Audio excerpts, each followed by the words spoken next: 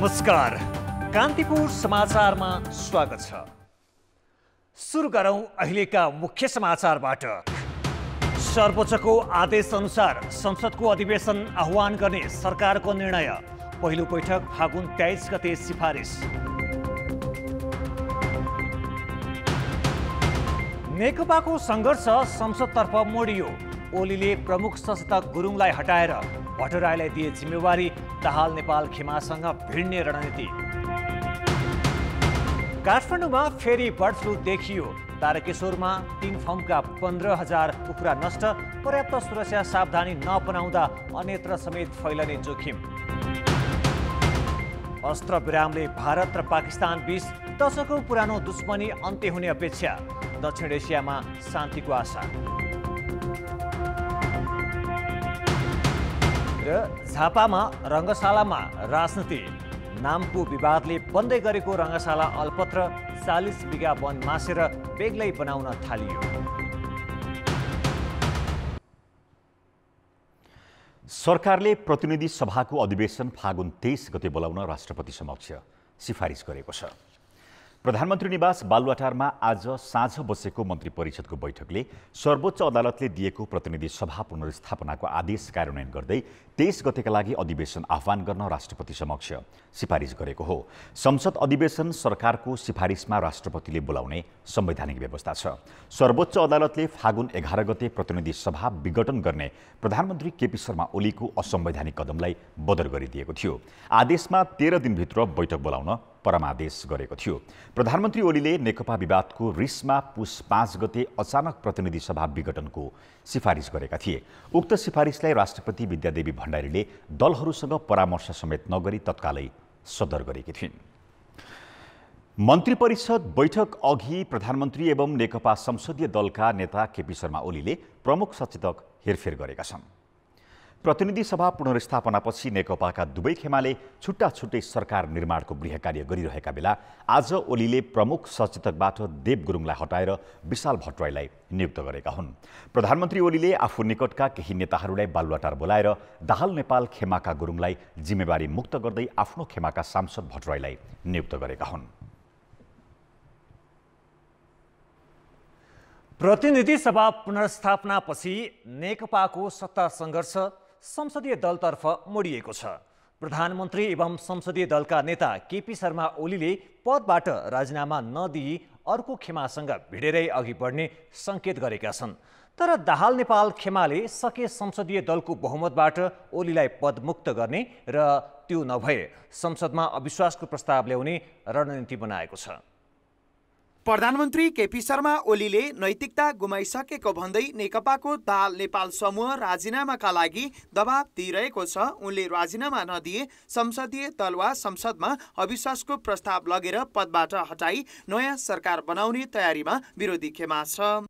यसको सुइँको पाएका ओलीले दाहाल निकट सांसद देव गुरुङलाई प्रमुख सचेतकबाट हटाएर आफू निकट विशाल भट्टराईलाई नियुक्त गरी सम्भावित अवरोध हटाउन खोजेका छन्। किनभने फरक खेमाका प्रमुख सचेतक हुँदा ओलीको विपक्षमा उभिन व्हिप जारी हुने खतरा थियो।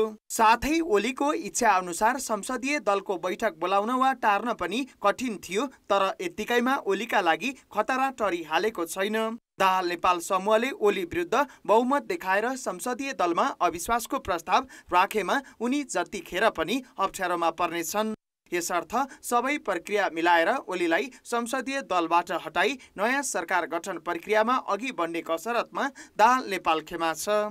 इमानदारीता भन्ने कुरा च्युत भइसकेपछि यस्तै खालको कुराहरू गर्नुहुन्छ हैन।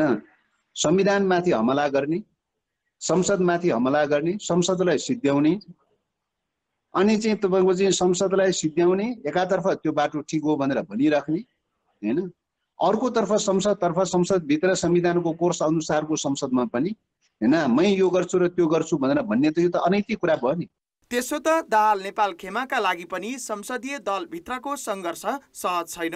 जसरी ओलीलाई संसदीय दलको सामना गरिहाल्ने बहुमत गुमाउने डर छ, त्यसै गरी दाहाल नेपाल खेमालाई ओलीले आफ्नो पक्षका सांसद तान्ने वा प्रक्रियामा सहयोग नगरे निर्णयले वैधानिकता नपाउने डर छ। दुवै समूहले आफ्नो पक्षमा करिब 90 सांसद रहेको दावी गरेका छन्। दाहाल नेपाल खेमाले ओलीलाई संसदीय दलबाट हटाउन नसके संसदमै अविश्वासको प्रस्ताव अघि बढाउनु पर्ने हुन्छ। यसो गर्दा अविश्वासको प्रस्ताव गर्ने दलले भावी प्रधानमन्त्रीको नाम समेत सिफारिस गर्नुपर्ने र त्यस्तो प्रस्ताव पारित नभए अर्को 1 वर्षसम्म अर्को प्रस्ताव ल्याउन नपाइने व्यवस्था छ। संसदमा अविश्वासको प्रस्ताव दर्ता हुँदा काङ्ग्रेसले ओली सरकारलाई नै समर्थन दिए सरकार फेरि ओलीले नै चलाउन पाउने यस खेमाको बुझाइ छ। अशिष्ट र जङ्गली हिसाबले गाली गर्दैमा केपी ओलीले राजीनामा दिँदैनन्, यो सबैले बुझे हुन्छ। तर केपी ओली लोकतन्त्रमा विश्वास गर्ने भएकाले केपी ओली संसदको सर्वोच्चतालाई मान्छन्। केपी ओली संसदको सर्वोच्चतालाई मानेर त्यहाँ सामना गर्छन्।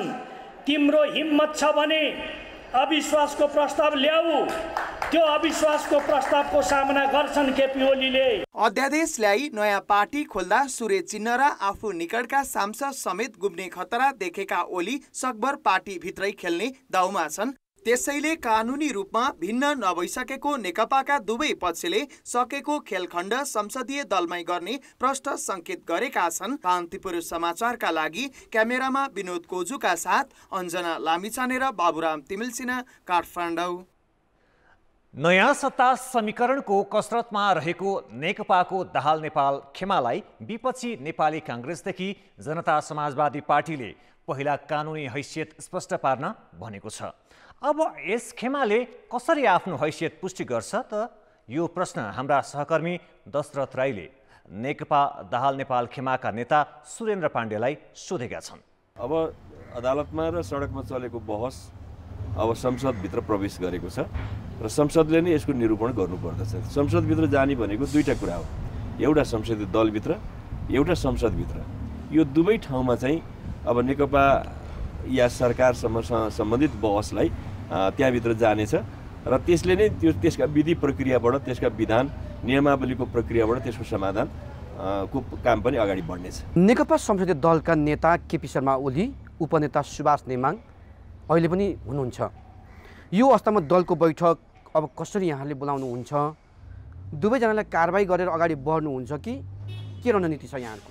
संसदीय दलको विधानमा के भन्छ भने दलको नेताले विश्वासको मत माग्न पनि सक्छ, दलको नेतालाई अविश्वासको प्रस्ताव दर्ता गर्ने व्यवस्था पनि छ।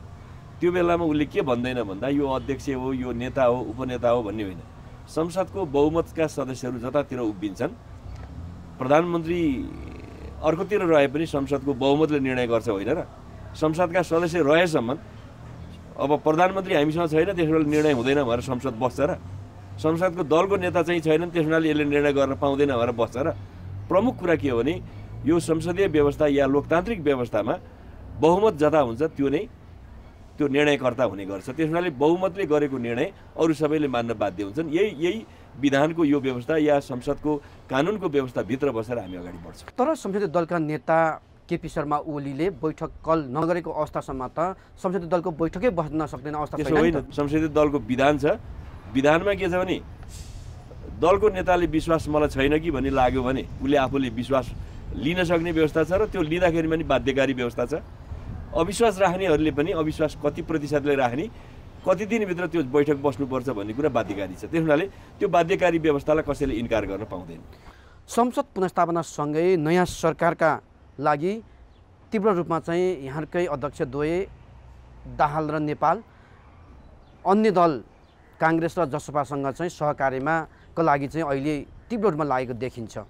तर ती दुवै दलले चाहिँ पहिले तपाईँहरूको पार्टी के हो टुङ्गो लगाएर आउनुहोस् भनेको अवस्थामा अब कसरी छिनोफानो हुन्छ? राजनीतिमा कहिलेकाहीँ के भन्ने गर्छन्, जे भन्छन् त्यो गरिँदैन, जे गरिन्छ त्यो भनिँदैन। त्यसमा यसको पछाडि म लाग्दिनँ। उहाँले के भन्नुभयो होला, त्यो पब्लिक कन्जम्सनको प्रयोजनको लागि गर्नुभयो होला। नेपालमा सरकारमा जान पायो भने कोही छोडेर बस्या तपाईँलाई इतिहास चाहिँ अहिलेसम्म थाहा छ? त्यसो हो भने यहाँ चिन्ता गर्नुपर्ने कुरै देख्दिनँ। नयाँ सरकार बन्ने कुरा त संसदले आफै बाटो खोजिहाल्छ, त्यतातिर जान्छ देश। तर अहिले जोड घटाउ हेर्दाखेरि त दलको समीकरणबाट मात्रै सरकार बन्ने देखिन्छ। यो अवस्थामा चाहिँ आधिकारिक पार्टी तपाईँहरूको के हो भनेर प्रश्न गरिसकेपछि त पहिलो कुरो त तपाईँ नेकपा तपाईँहरूको हो कि अर्को पक्षको भनेर त छिनफान हुनु पर्यो नि त। संसद केन्द्रीय कमिटीको बहुमत सदस्य 2/3 लगभग हामीसँग छन्, त्यो पनि थाहा छ। संसदीय दलमा बहुमत छन् अनि त्यसो हुँदा जोसँग बहुमत या चाहिँ जोसँग बढी पक्ष छ त्यो नै पार्टी हुन्छ भन्ने कुरा थाहा छैन र कसैले कुनै चाहिँ संस्थाले निर्णय गर्न ढिलाइ गर्यो केही प्रक्रियामा चाहिँ बाधा व्यवधान गर्यो चाहिँ समयमा काम गरेन भनेर त्यो निरूपण नभएको कुरालाई नै मुख्य विषय ठान्न त मिल्दैन नि। निर्वाचन आयोगले नेकपाको आधिकारिकता थाँतिरहेकै अवस्थामा अब यसको छिनोफानो चाहिँ संसदतिर परेको देखियो के अब आधिकारिकताको विषय संसदबाट छिनोफानो हुन्छ? संसदको छिनोफानोको प्रक्रिया अर्कै हो, विषय अर्कै छ। निर्वाचन आयोगमा परेको चाहिँ निवेदनको टुङ्गो लगाउने काम चाहिँ फेरि निर्वाचन आयोगकै हो, त्यसमा यो अलग अलग कुरा काम हो। त्यहाँ गइहाल्यो विषय, अब यतातिर केही गर्नु परेन भन्नुपर्ने अवस्था होइन निर्वाचन आयोगको। आफ्नो हामीले त निवेदन दिएको छौँ नि आधिकारिकताको दाबी गरेर, त्यो निर्णय त्यस उप त्यो निवेदन उपरको फैसला गर्नु त उसले गर्नै पर्छ, त्यसलाई पन्छाउन मिल्दैन, त्यसलाई रोक्न पनि मिल्दैन। अब अहिले के व्याख्या गरिँदैछ भने अब नेकपाको विवाद पुस 5 भन्दा अघिको अवस्थामा पुगेको भनेर विश्लेषण गरिरहेको छ। के नेकपा एकता हुने सम्भावना अझै छ र? मैले व्यावहारिक रूपले त देख्दिनँ एकता हुने, किनभने ओलीजीको जुन हट छ, ओलीले यदि नैतिकता भएको मान्छे हुनुहुन्थ्यो भने अस्ति त्यो घोषणा हुने बित्तिकै अदालतको फैसला हुने बित्तिकै राजीनामा दिनुपर्ने होइन र। संसारको कुनै पोलिटिसियनले आफूले गरेको कामको विपरीत हुने कुनै निर्णय भयो भने पदमा बस्छन् र बस्दैन, तुरुन्तै पद छोडेर हिँड्छन् र मैले सोचेको कुरा गलत रहेछ, म अब नयाँ कुराको लागि नयाँ बाटोको लागि मार्ग प्रशस्त गर्छु भन्ने चलन हुन्छ अन्त। तर हाम्रो देशमा र विशेष त ओलीजीमा यो कुरा छैन। सत्ता भनेको चाहिँ सधैँ भोक चलन गर्ने विषय हो, त्यो अतृप्त भोक हुन्छ नि, कहिले त्यसमा तृप्त नहुने, त्यसमा डुबिरहन मन लाग्छ। अब त्यो डुब्दा डुब्दै उही चाहिँ के भने मौरी र झिँगा ती मर्छ भन्छन् नि, अब त्यो तहसम्म उहाँ जान खोजेको देखिन्छ। तर मलाई के लाग्दछ भने त्यहीँभित्र पनि ओलीजी र उहाँसँग नजिक बसेका मान्छेहरूले विभिन्न कुरा भन्न थालेको मैले सुनेको छु कि अब ओलीजीले छोडेर राजीनामा दिएर मार्ग प्रशस्त गर्नुपर्छ, समय आयो अब चाहिँ। हिजो जेसुकै भयो नि हामी पछि लाग्यौँ, तर अब चाहिँ पछि लाग्नु हुँदैन भन्ने ढङ्गका आवाज उठ्न थालेको मैले देख्छु। मलाई लाग्दछ एउटा निष्कर्षमा यो निष्कर्षतर्फ जान्छ भन्ने लाग्छ। के भयो भने ठ्याक्कै नेकपा पहिलेको अवस्थामा फर्किन्छ? ओलीजीले राजीनामा गरेर अनि नयाँ प्रक्रियाबाट चाहिँ ल नयाँ छलफलको प्रक्रिया आरम्भ गरौँ भन्दा एउटा परिस्थिति सिर्जना हुनसक्छ। तर ओलीजी र उहाँका नजिकका मान्छेमा त्यो आँट होला र? प्रमुख सचेतक देव गुरुङलाई हटाएर चाहिँ आफू निकटको विशाल भट्टराईलाई चाहिँ उहाँले नियुक्त गरिसकेको अवस्थामा चाहिँ अब त सहकार्यता हुन्छ भन्ने त देखेन नि। सम्भावना कम छ, मैले अघि नै भनिसकेँ नि। यी र यस्ता कामहरू रोक्न कसैको त्यहाँ सामर्थ्य छैन। उसले सिङ्गल चाहिँ के भने एका हुन्छ नि, एका घोडा जस्तो, अरू सबै त्यसका पछि लाग्ने हुन्। अब कसैको त्यहाँ ओलीको आलोचना गरेर छेउछाउमा बसेर सल्लाह दिने हैसियत पनि राख्दैनन्। त्यसो हुँदा कति हस्तक्षेप हुन्छ थाहा छैन। तर एउटा सम्भावनाको कुरा के हो भने ओलीजीले राजीनामा गर्ने कथम कदाचित अन्तिम बेलासम्म पनि त्यहाँभित्रका मानिसहरूको कुनै आग्रह गरेर रोइगराई गरेर या दबाब दिएर विभिन्न रूपले चाहिँ राजीनामा दिने स्थिति आयो भने परिस्थितिले एउटा स्पेस चाहिँ क्रिएट गर्छ। जस्तै म सरकारबाट हर्छु पार्टीमा चलाउँछु भन्ने अवस्था आयो भने चाहिँ होइन, अब प्रधानमन्त्रीको कुरा चान्स छैन, किन अब प्रधानमन्त्रीवाले बस्नै मिल्दैन। जसले संसद विघटन गर्यो त्यो मान्छे अब प्रधानमन्त्री बस्न मिल्छ। ब्रेकपछि समाचारमा स्वागत छ। प्रतिनिधि सभा पुनर्स्थापनापछि विपक्षी दल नेपाली कांग्रेस र जनता समाजवादीको भूमिका एकाएक बढेको छ। सत्ता गठबन्धनको संसदीय अङ्कगणितमा त विपक्षी दल निर्णायक देखिएका छन् नै, कांग्रेस र जसपाको अबको कदमले राजनीतिक शक्ति सन्तुलन नै हेरफेर गरिदिनेछ। तर उनीहरू विपक्षीको मर्यादालाई जोगाउँदै अघि बढ्छन् कि सत्ता राजनीति र संसदीय मोलमोलाइमा लाग्छन्, अझै यकिन भइसकेको छैन।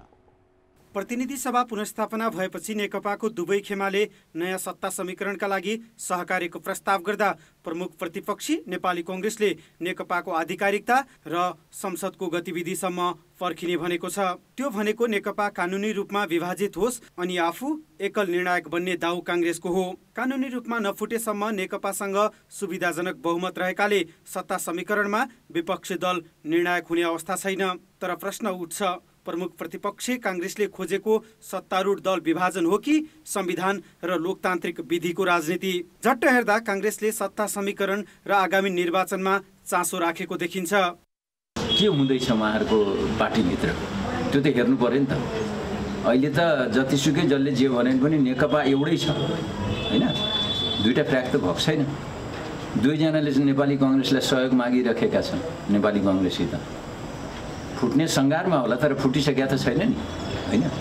त हामीहरूले त उहाँहरूसित त अहिले कुरा गर्ने त म त केही देखिरहेको छु, तर अरू सबै राजनीतिक दलहरूसित नेपाली काङ्ग्रेसले इङ्गेज गर्नुपर्छ र नेतृत्वदायी भूमिका खेल्नुपर्छ। अहिले संसदमा नेकपा, नेपाली काङ्ग्रेस र जसपाले मात्रै दलको मान्यता पाएका छन्। तेस्रो शक्तिको रूपमा रहेको जसपाको संसदीय अङ्कगणित पनि अब अर्थपूर्ण नै हुनेछ। जसपाका नेताहरूले नेकपा दाहाल नेपाल समूहको नेतृत्वलाई तपाईँको पार्टी कुन हो भनेर प्रश्न गर्ने आँट पनि त्यही कारणले गरेको हुन सक्छ। त्यसैले जसपा नेतृत्वले नेकपा नफुटे उसैको अर्को व्यक्ति प्रधानमन्त्री बन्ने र आफू हेरेको हेरै हुन सक्ने ठानेको छ।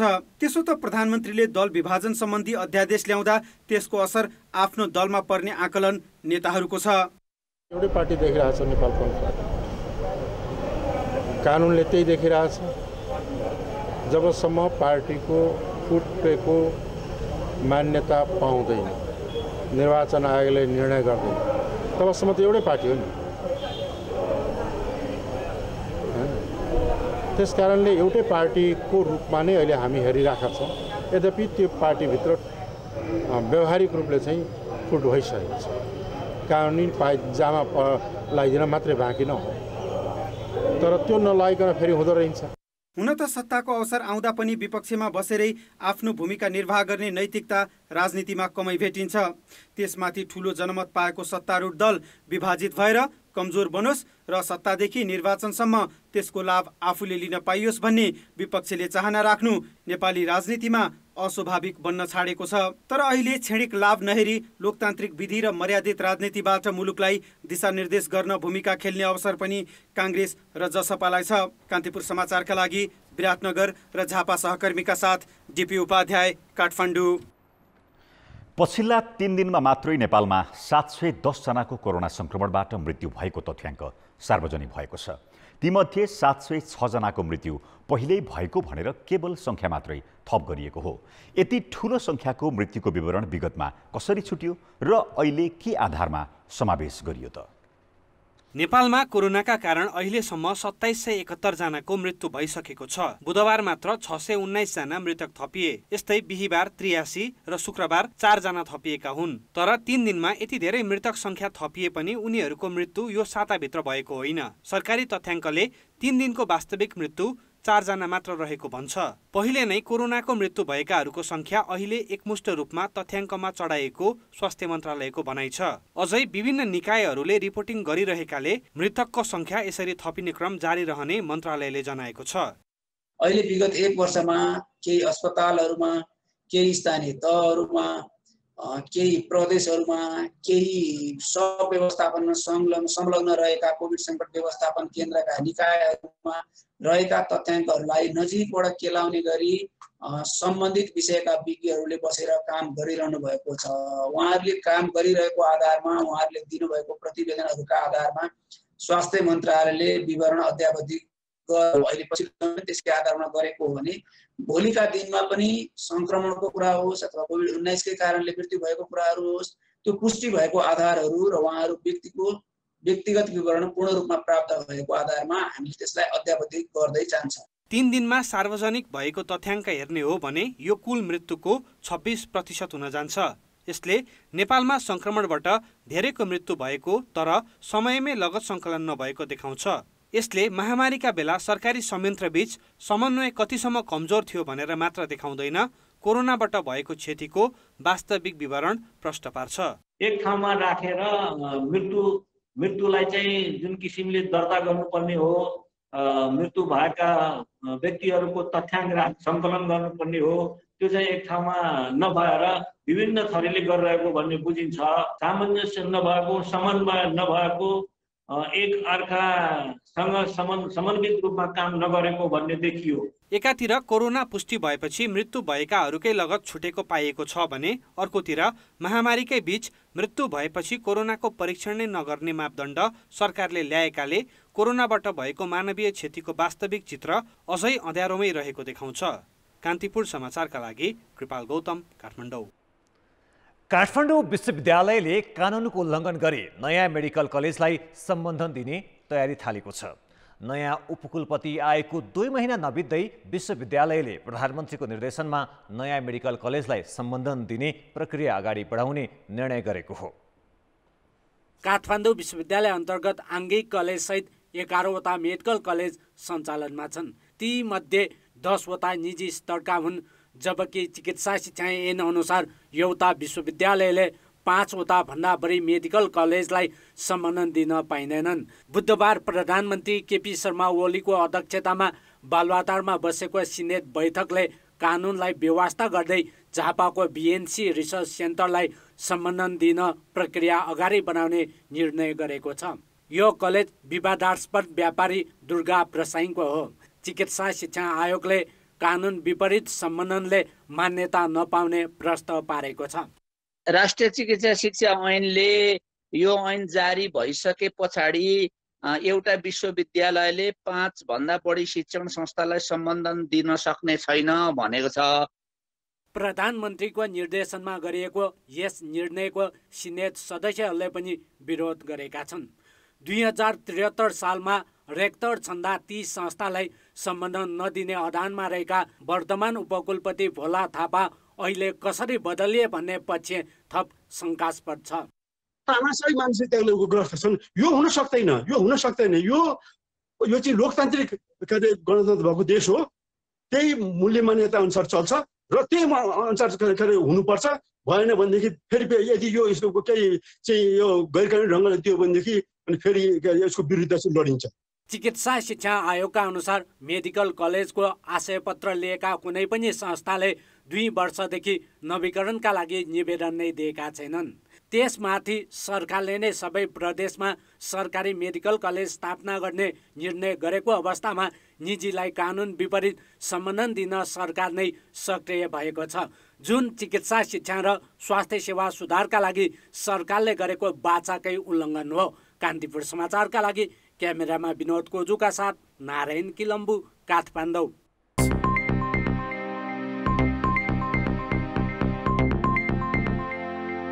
पछिल्लो 2 हप्ताभित्रै काठमाडौँमा फेरि बर्ड फ्लू देखिएको छ। काठमाडौँको तारकेश्वर नगरपालिका साङ्ला स्थित 3वटा फर्ममा बर्ड फ्लू देखिएपछि आजै 15,000 कुखुरा नष्ट गरिएको छ। पर्याप्त सुरक्षा सावधानी नअपनाउँदा बर्ड फ्लू अन्यत्र समेत फैलने जोखिम बढेको छ। काठमाडौँको तारकेश्वर नगरपालिका 7 मा यसअघि माघ 29 गते हाँस र स्थानीय कुखुरामा बर्ड फ्लू देखिएपछि करिब 1500 पन्छी नष्ट गरिएको थियो। अहिले फेरि त्यही नगरपालिकाको अर्को वडामा ब्रोइलर र लेयर कुखुरामा बर्ड फ्लू पुष्टि भयो। त्यसो त पहिलो 1 महिनाभित्र कर्णाली प्रदेशको राजधानी सुर्खेतमा पनि 2 पटक संक्रमण देखिएको थियो। संक्रमण नियन्त्रण भएको सरकारी दाबीकै बीच फरक ठाउँमा पुनः बर्ड फ्लू देखिनुले जोखिम झन बढेको संकेत गर्छ। अहिलेको जोखिम विशेष गरी यो हिउँद सिजन रहन्जेलसम्म यी उच्च जोखिम क्षेत्रहरूमा हामीले सघन निगरानी, विशेष गरी इन्टेन्सिभ सर्भिलेन्स गर्नैपर्छ। नियमित नमुना सङ्कलन गर्ने, वास गर्ने र रोग देखिने बित्तिकै त्यसलाई तत्काल नियन्त्रणमा लिनुभन्दा अर्को विकल्प देखिँदैन। र यसैको लागि हामीले पूर्व तयारी र पशु सेवा विभाग पनि विभागको स्रोत साधनले भ्याएसम्म लागेको छ। पोल्ट्रीको पकेट क्षेत्र मानिने चितवन, बुटवल, नवलपरासी लगायतका जिल्लामा समेत नमुना सङ्कलन भइरहेको छ। पशु सेवा विभागले दैनिक 100वटासम्म नमुना सङ्कलन गरी विश्लेषण गर्दै आएको दावी गरेको छ। तर भारतमा बर्ड फ्लूले महामारीको रूप लिइरहँदा उच्च सतर्कता नअपनाएकै कारण संक्रमण नेपालमा भित्रिएको हो। पुस 23 गतेबाट भारतबाट पन्छीजन्य वस्तुको आयातमा प्रतिबन्ध लगाए पनि लुकीछिपी भित्रन नछाडेकाले सीमावर्ती क्षेत्रमा जोखिम झन उच्च छ। जैविक सुरक्षाका उपायबारे किसानलाई सचेत गराउन नसक्नु र निगरानी कमजोर हुनुले पनि जोखिम बढाएको हो। त्यो बायोसिटी केही पनि सुरक्षा उपायहरू नअपनाएको त्यहाँ चाहिँ अलिकति समस्या छ। यसमा चाहिँ विभागले विशेष निगरानी बढाउनु पर्ने देखिन्छ। म त भन्छु यस्ता चाहिँ 150 यस्ता लोकल कुखुरा कि व्यवस्थित तरिकाले पाल्नु पर्यो, होइन यस्तो खुल्ला रूपले पाल्न दिनु चाहिँ हुँदैन। त्यसले गर्दा वरिपरिका ठुल्ठुला जुन फार्महरू छन् तिनीहरूलाई असर गरेको छ। पोल्ट्री क्षेत्रमा 1.25 खर्बभन्दा बढी लगानी छ। तर बर्ड फ्लूले बारम्बार पोल्ट्री उद्योगलाई हानि पुर्याउँदा व्यवसाय नै धर्मराउँछ र अर्थतन्त्रमै असर पुग्छ। त्यसैले बर्ड फ्लूको जोखिमप्रति सरकारी निकायको संवेदनशीलतासँगै किसान पनि चनाखो हुनु आवश्यक छ। कान्तिपुर समाचारका लागि क्यामेरामा श्याम श्रेष्ठका साथ सुमन पन्थ, काठमाडौँ। ब्रेकपछि समाचारमा पुनः स्वागत छ। अब जनमतको अन्तिम परिणाम। जनमतमा हिजो हाम्रो प्रश्न थियो, कोरोना विरुद्धको खोप किन लक्ष्य अनुसार खपत नभएको होला? ए, वितरण प्रणालीमा समस्या, बी, चेतनाको कमी र सी, लक्षित वर्गकै व्यवस्था। जनमतको नतिजा यस्तो छ। ए, वितरण प्रणालीमा समस्यामा 34%, बी, चेतनाको कमीमा 25% र सी, लक्षित वर्गकै व्यवस्थामा 41% मत प्राप्त भएको छ। अब जनताका आवाज हामीले पाल्पा र धनुषामा सोधेका छौँ। ओली र दाहाल समूह अझै मिलेर सरकार बनाउने सम्भावना कतिको देख्नुहुन्छ? जनताको आवाज। उहाँहरू जुन हरकतमा आएर तल्लो तहसम्म पुगेर चाहिँ एक अर्काका बिचमा जुन गालीगलौज गर्नुभएको छ, त्यसबाट पनि मलाई के लाग्छ भने तत्कालका लागि उहाँहरूको बिचमा चाहिँ एकता पनि सम्भव छैन, सत्ता समीकरण पनि सम्भव छैन। जुन इगो लिनुभएको छ नि, त्यो चाहिँ समय र परिस्थितिले गर्दा मिल्नुपर्ने सम्भावना मैले चाहिँ साफै न्यून देखेँ हुँ। तैपनि राजनीतिमा चाहिँ नि यस्तो कुरा हुन्छ, कुन टाइममा को मिल्छ, कुन टाइममा कोसँग को सम्बन्ध हुन्छ, त्यसको ठेगान हुँदैन। भोलि यिनीहरूले जनतासँगै काम गर्नुपर्छ भन्ने आशयले गर्दाखेरि यिनीहरू मिल्छन्। एउटै घरका दाजुभाइहरू पनि कुनै विषयमा नमिल्न सक्छन्, त्यसपछि त्यो विषय मिल्दाको दिन फेरि उनीहरू एउटै परिवारमा आउन सक्छन्। त्यही भएर यिनीहरू मिल्छन् भन्ने जस्तो लाग्छ। प्रचण्डलाई आफ्नो प्रधानमन्त्री चाहियो, ओलीजीलाई आफ्नै प्रधानमन्त्री बन्नु पर्यो। अब ओलीजीले मान्यो भने मात्रै प्रचण्डले त मान्दैन ओलीजीलाई, त्यसैले सम्भावना कम छ। सत्ताकै लागि उनीहरूले संसद विघटन गरेका हुन्, त्यसकारण तत्काल यी दुई ठुला नेताहरू मिलेर नयाँ सरकार बन्ने सम्भावना देखिँदैन। दुवैमा यति मनमुटाउ छ, यति विकृति पैदा भइसकेछ, त धेरै जटिल समस्या छ। दुईजना मिलेर फेरि पुनः सरकार बनाएर स्थिरता कायम गर्दै हुन्थ्यो भन्ने चाहिँ जनताको चाहिँ एकदमै चाहना छ। अर्को चुनाव नहुन्जेलसम्म यो दुईटा एक नहोला जस्तो अवस्था देखिएको छ। पार्टी अझै पनि नफुटेको सन्दर्भमा पहिलो पुस्ताका नेतृत्वले विश्राम लिएर दोस्रो पुस्ताका नेताहरूले अगाडि बढायो भने त्यो सम्भावना चाहिँ छैन भन्न सकिँदैन।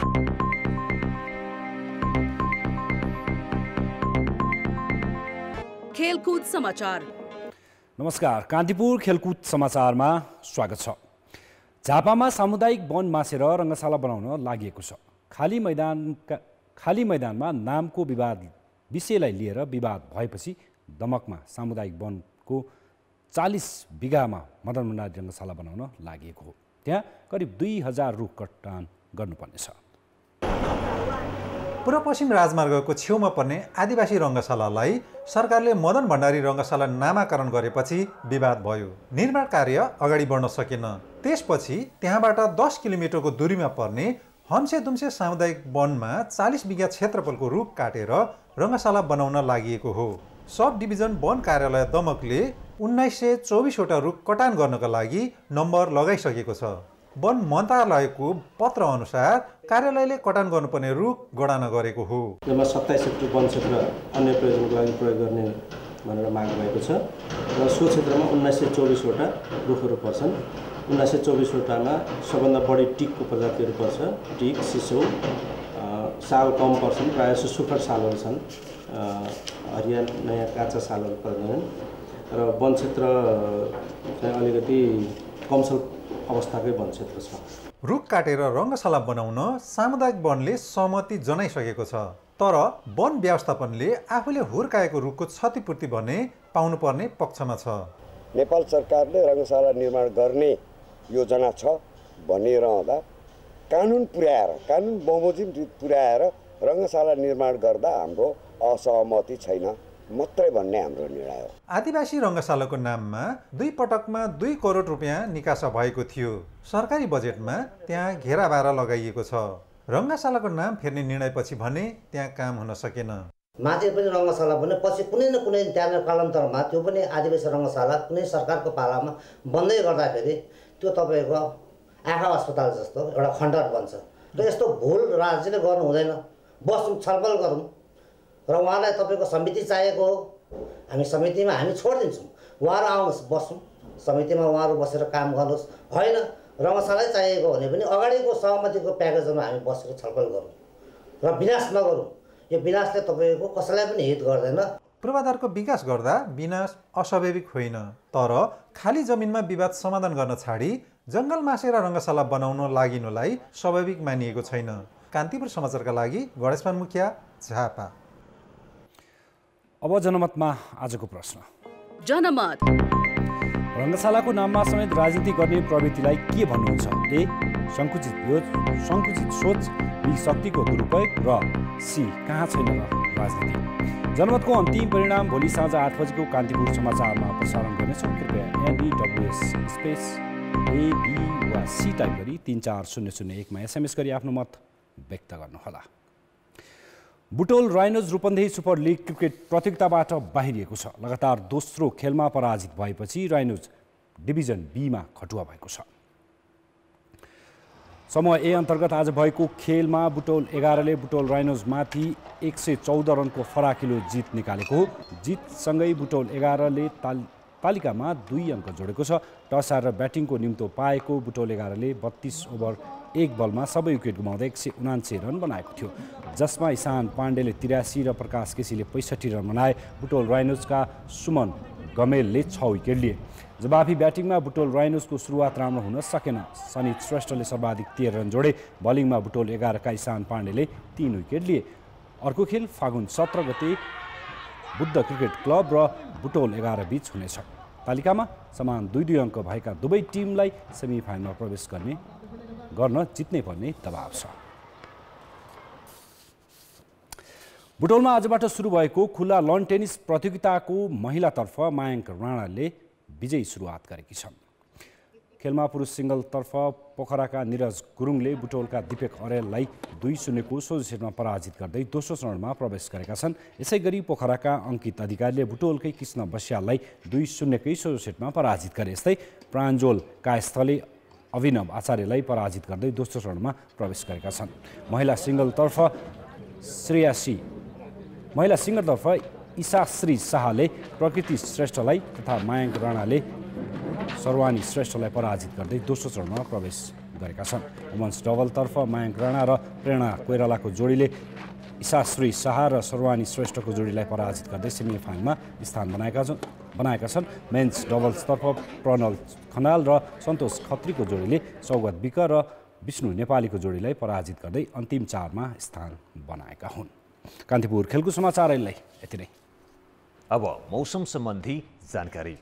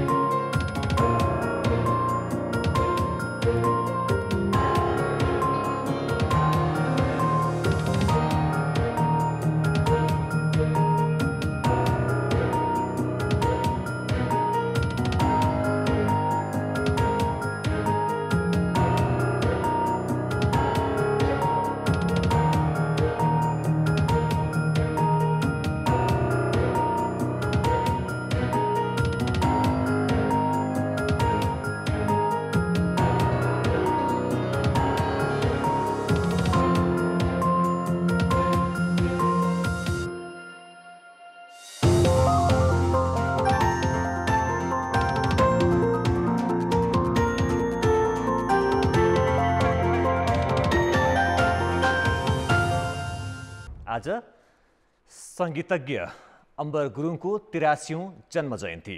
नेपालमा एउटा भव्य अर्केस्ट्रा निर्माण गर्ने सपना सम्भव नभएको गुनासो उनले पछिसम्मै गरिरहेका थिए। त्यही सपना पछ्याउँदै आज अन्नपूर्ण चेम्बर अर्केस्ट्राले उनको सम्झनामा काठमाडौँमा साङ्गीतिक प्रस्तुति गरेको छ। जाँदा जाँदै त्यही प्रस्तुतिको एक अंश।